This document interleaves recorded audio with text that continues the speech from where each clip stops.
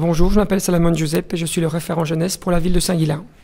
Un carrefour, en général, c'est un espace de réflexion en fait, et d'échange pour le citoyen autour d'un thème, tout simplement. Donc le thème de celui-ci est un thème qui a été voté l'année passée, donc au carrefour précédent, et c'est les espaces réservés aux jeunes de l'entité de Saint-Guilain en fait. Donc, le but, c'est de servir d'aujourd'hui pour récolter des données, des informations, avoir d'autres contacts et pouvoir mener des projets par après. Ici, donc, comme on est en jeunesse, vraiment le public cible, c'est 12-26 ans, mais le carrefour est ouvert à tout le monde. Donc, monsieur tout le monde peut venir, et plus jeunes, et les parents, et les grands-parents, c'est ouvert à tout public, en fait. Pourquoi êtes-vous venu à ce carrefour? Pour demander à la cité surtout. Pour essayer d'avoir une maison de jeunes. Qui est beaucoup plus d'air de jeu pour les enfants. Qu'est-ce que vous connaissez comme espace déjà mis en place dans la ville pour les jeunes? La maison de tous, aux Aubépines, la maison de tous. Le Stade Saint-Lô. Et le Stade Saint-Lô. Alors la maison de tous, c'est quoi? Où on peut se réunir pour s'amuser, parler ensemble et tout. C'est tous les jeudis, on s'amuse bien et tout. Et le Stade Saint-Lô, c'est quoi? C'est quand il y a les animateurs et tout, au mois de juillet, on va jouer là-bas au foot, à la pétanque et au volley. C'est jouer au basket, il y a un terrain de basket, un terrain de foot, une piste pour courir. On sait faire beaucoup de sport.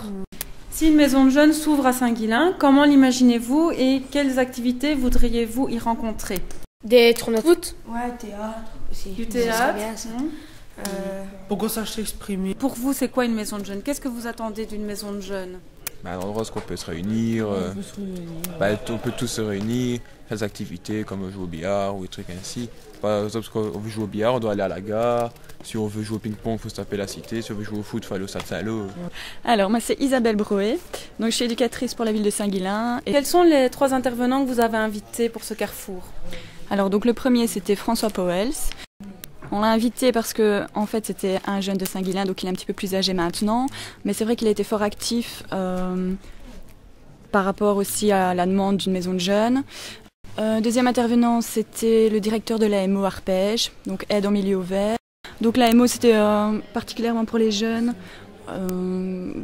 Ils connaissent pas vraiment, ils savent pas vraiment ce que c'est, donc c'était intéressant de faire venir pour un peu expliquer ce que c'est, ce qu'ils font, quels sont les projets et comment ils peuvent travailler avec les jeunes.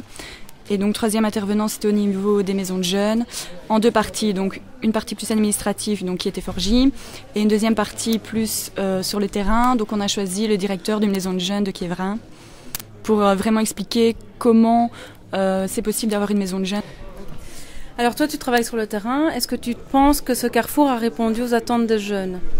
Oui, en partie, parce que c'est vrai qu'ils nous posent beaucoup de questions, et c'est vrai que les plus âgés, ça fait quelques années qui parlent d'une maison de jeunes. Donc là, au moins, ils ont eu au moins la théorie de savoir, c'est pas facile d'avoir une maison de jeunes. Donc maintenant, on sait peut-être pourquoi il y en a pas. Et qu'est-ce qu'il faut faire pour en avoir une.